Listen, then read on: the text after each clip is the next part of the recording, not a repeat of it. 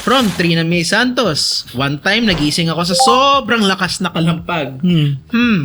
Akala ko may lindol or nanakawan kami. Turns out, nagpapakabit lang si Papa ng bagong kitchen shelf. Wow. Ibang kalampag yun pa. Walang memo, walang announcement. Ako pa yung napagalitan kasi masyado daw akong reactive. Like, huh? Bakit parang normal sa ating bigla-bigla ang renovation na parang plot twist? Yeah, actually. Wala eh. I can't say. Baka sobrang busy mo lang.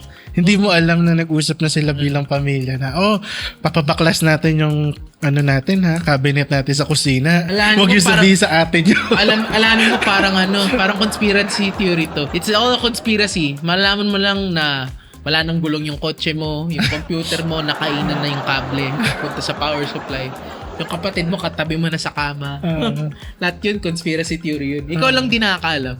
There's no better way to put it. There's no advice but wala. Meron pa dyan. Ano yung kapatid mo, katabi mo na sa kama. Yung boyfriend ng ate mo, magkatabi na kayo. Yo, pause. Di ba? Maraming mga hiwaga sa lalo na diba yung mga bahay na tabi-tabi, yung parang kaaway lang ang pagitan. Handa ba kayong makarinig doon ng mga sigawan? Kalampag.